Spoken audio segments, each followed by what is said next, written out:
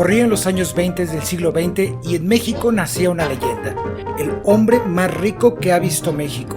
Acaudalado español cuya fortuna era más grande que cualquiera que haya visto el país y seguramente el hombre más rico de su tiempo, dueño de casi cualquier cosa, de minas, fábricas, explotador de maderas preciosas, de pozos petroleros, el magnate más grandioso que amó la sociedad mexicana de las altas esferas y que se codió con todos los grandes nombres que se puedan imaginar de nuestra historia, pre- y post-revolucionaria.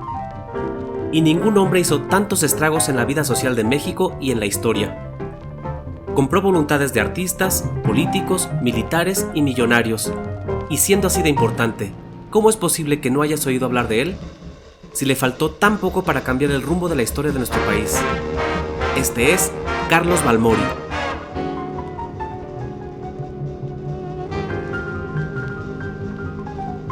Carlos Balmori nació, según contaba él mismo, y dicho por sus propias palabras en su presentación, saleroso español, oriundo de Cádiz, el más gallardo y pintoresco gentilhombre que vive en este mundo. Un hombre enamorado del éxito, dispuesto a dar su fortuna a cambio de favores hechos a medida del favorecido. Amante del dinero, pero sobre todo, amante de cuanta mujer bella se le cruzara por enfrente. Y dispuesto a soltar fajos de billetes a cambio de una bella mano de dama que se rindiera a los encantos de su chequera, la cual no dudaba en usar y poner montones de ceros a nombre del padre, familia o de la misma dama en cuestión. De sus múltiples viajes por el mundo, conoció a los personajes más importantes de la historia universal y con muchos de ellos sostuvo una estrecha amistad, como con la del mismísimo Nikolai Alexandrovich Romanov, el último emperador de Rusia, el zar Nicolás II, que le regaló el famoso fistol con un enorme diamante que siempre portaba y que era parte de su peculiar manera de vestir, el cual se lo quisieron robar en más de una ocasión.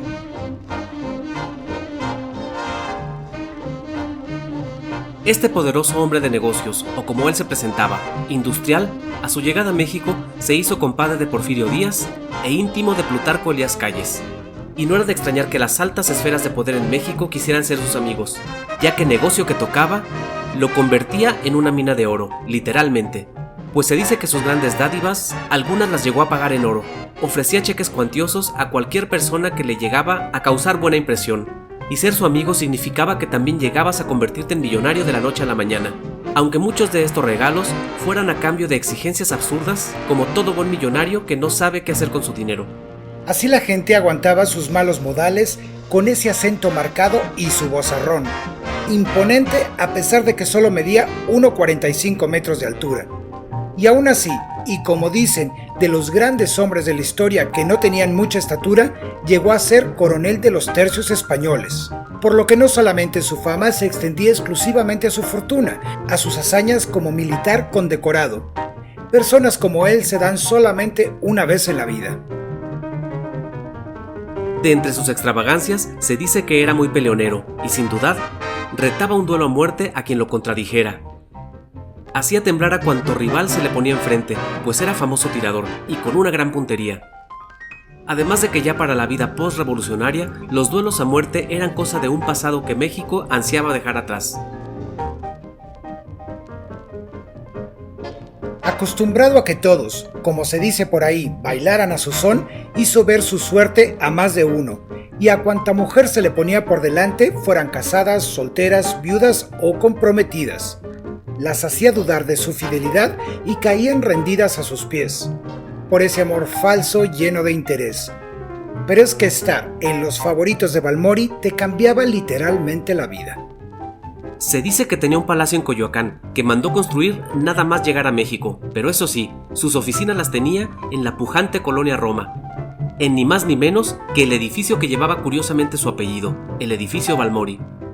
Y es que si llevaba su mismo apellido, era lo mínimo que podía hacer, conseguirse un buen lugar ahí, que de haber sido lo contrario, hubiera comprado todo el edificio para él solito.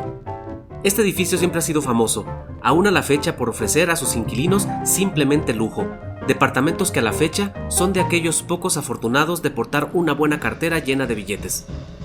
De entre todas sus peculiaridades, sin duda estaba su forma de vestir, pues era reconocido incluso desde lejos. Siempre llevaba una gran gabardina o abrigo de lana, un buen traje, un bombín, un gran bigote, lentes y zapatos de charol con polainas. Y claro, su inseparable fistol con ese inmenso diamante regalo de Nicolás II y su inigualable carácter que solo aquellos dueños del mundo tienen. Llegó a ser tan famoso en México que incluso el pintor Diego Rivera lo inmortalizó en su cuadro La Alameda Central, justo al centro detrás de la Catrina Garbancera.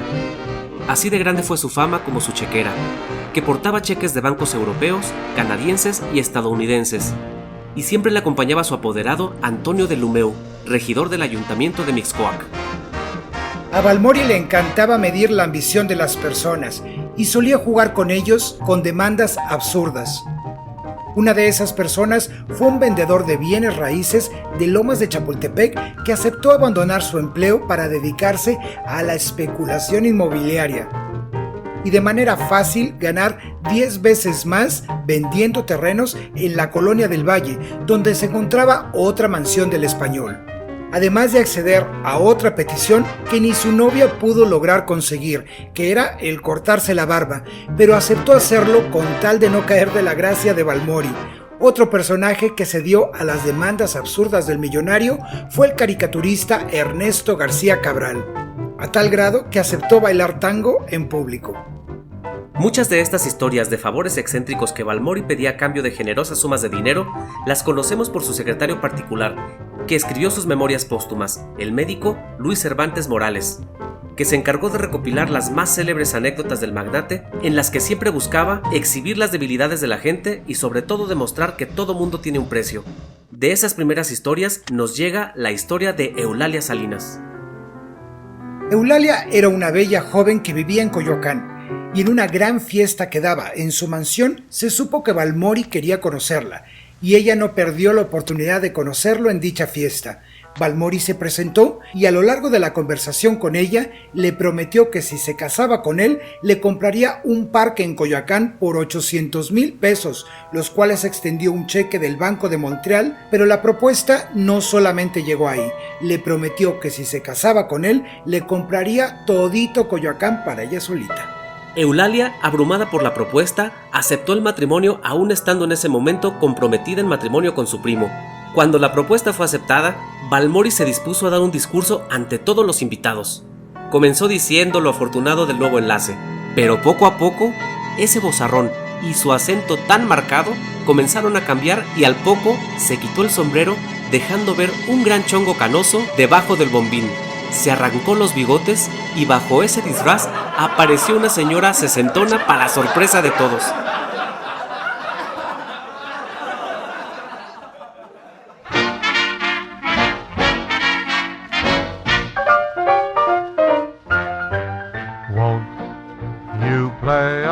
Queridos espectadores, Carlos Balmori nunca existió en la vida real. Él fue un invento de Conchita Jurado, la que se escondía debajo del disfraz de Carlos Balmori, la que se hizo pasar por más de 5 años por este magnate y que todo mundo caía en su trampa, y doblegó voluntades de cuanta persona se le puso enfrente. Todo lo relatado anteriormente fue un personaje creado por una mujer que hizo lo que quiso con su vida, pero sobre todo arrancar la carcajada con esa broma pesada que le hizo a una sociedad hambrienta de poder. Conchita Jurado creó este personaje junto con sus secuaces del engaño, su apoderado y su secretario, con el afán de dar un escarmiento a aquellos que tenían floja su ética.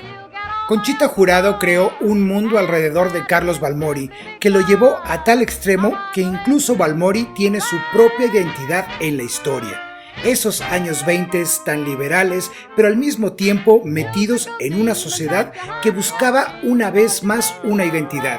Parece que el mexicano ha estado buscando esa identidad toda la vida, y Balmori llega en el justo momento en que México se preparaba para este nuevo cambio, justo en el momento en el que el mundo entero entraba en una crisis económica, la famosa crisis del 29 que azotó los Estados Unidos.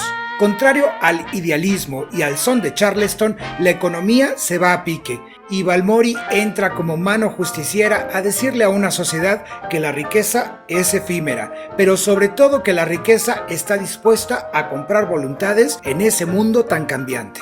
Balmori representaba a aquellos grandes personajes europeos tan apreciados en el México porfiriano, demostrando que para la sociedad mexicana, a pesar de la lucha revolucionaria, se añoraban aquellos tiempos de bonanza, que se perdieron con la revolución, en el que todo mundo, si su ingenio lo permitía, podía haber llegado a millonario. Más allá del personaje de Carlos Balmori, Conchita Jurado fue una mujer que probó el poder y demostró a la sociedad mexicana que cualquiera podía mezclarse con cualquiera sin importar la posición, saltándose cultura o género, ya que la verdadera Conchita trabajaba en la limpieza. Creó un hombre para burlarse de una sociedad regida por las antiguas normas, con una tolerancia que aún hoy podría ser una burla para los millennials. Y de ahí la importancia de conocer la historia que nos precedió, demostrando que no hay nada nuevo bajo el sol.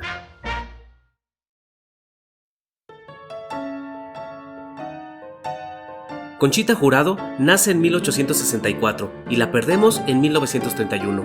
Vivió en la calle Cuauhtemotzin y poco tuvo que ver con esos círculos con los que se rodeó, que cabe mencionar que no conoció ni a don Porfirio ni a Nicolás II, pero que nació con una habilidad única para hacerle creer a todo el mundo lo que a ella se le antojara. De niña, ya gastaba bromas con sus compañeras de escuela, vistiéndose de mendigo y yendo a sus casas a pedir limosna, y nunca nadie la descubrió.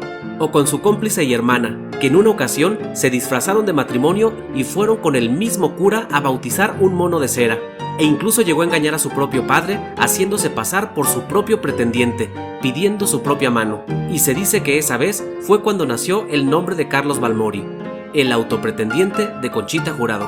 A todos aquellos que cayeron en las bromas de Carlos Balmori se les llegó a conocer como balmoriados, y ella cariñosamente llamaba a sus víctimas puerquitos.